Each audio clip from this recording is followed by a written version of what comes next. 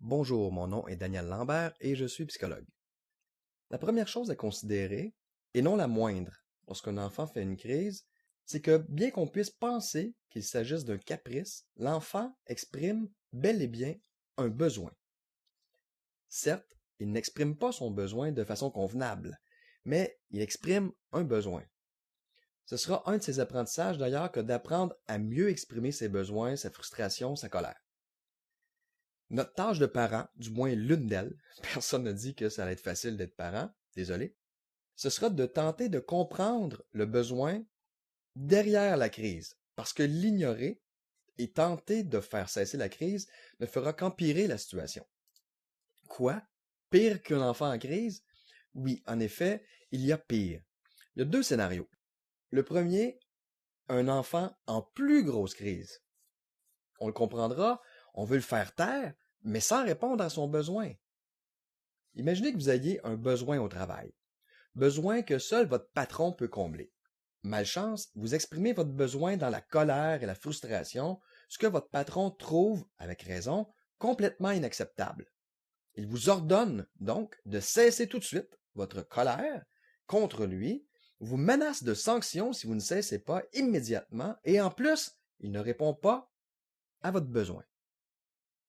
Une première réaction serait de faire une plus grosse colère, comme l'enfant.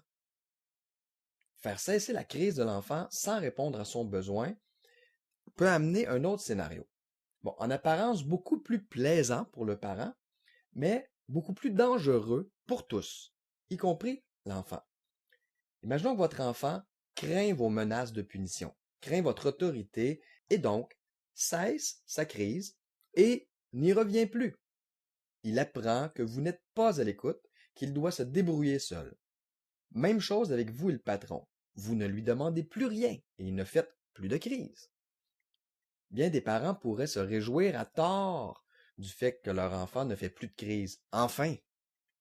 Mais dites-moi, même si vous faites plus de crise au patron, est-ce que ça veut dire que vous êtes satisfaite? Que vous ne vivez plus de colère, de frustration? Bien sûr que non. Vous êtes furieuse, mais vous ne pouvez plus l'exprimer. Alors qu'est-ce que vous faites? 1. Vous risquez un jour d'exploser. Vous ne pourrez pas continuer éternellement à garder cette colère en vous et à l'endurer jour après jour. 2. Vous êtes malheureuse et vous ne vous investissez plus autant au travail. C'est normal. Pour l'enfant, c'est pareil. Et aucun parent ne veut vraiment que son enfant ne s'investisse plus dans la famille avec ses parents. Aucun parent ne veut que son enfant accumule de la frustration pour qu'un jour elle explose, à l'adolescence par exemple.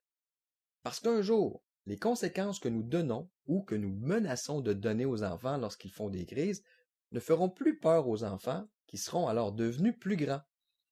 Qu'est-ce qu'on va faire alors? Parle-moi. À l'adolescence, on veut souvent que nos enfants nous fassent assez confiance pour nous parler de leurs tracas. Nous savons que les enjeux sont grands, qu'ils seront confrontés à des décisions importantes par rapport à la sexualité, l'alcool, la drogue, leur choix de carrière. Et si notre adolescent a appris que nous n'étions pas à l'écoute de ses besoins, pourquoi tenterait-il de nous en parler de ces préoccupations-là?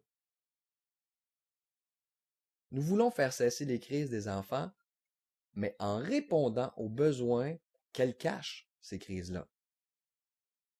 Nous pouvons être fermes sur le fait que nous ne voulons pas de crise, mais nous devons être patientes et patients, car exprimer de la colère sans faire de crise, c'est pas si facile que ça en a de l'air. La chose la plus importante au départ sera de nous efforcer de comprendre le besoin derrière la crise. Je vous propose d'utiliser les différentes vidéos que j'ai élaborées afin de vous aider dans cette tâche. Si vous sentez le besoin d'aller plus loin avec votre enfant, sachez que j'ai écrit aussi un guide pratique sur le sujet. Le guide s'appelle « L'enfant qui fait des crises ». Si vous trouvez mes conseils intéressants et que vous désirez une méthode en 10 jours pour faire cesser les crises sans brimer les besoins de votre enfant, je vous invite à vous procurer mon guide pratique dès maintenant sur cette page. Vous pourriez l'avoir en main dans la prochaine minute car il est en téléchargement immédiat suite à votre paiement. La méthode offre une garantie de 30 jours ou argent remis sans question.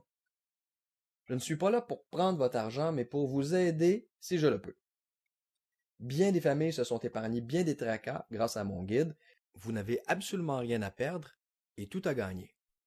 Ici Daniel Lambert qui souhaite pouvoir vous aider à retrouver enfin une belle harmonie familiale.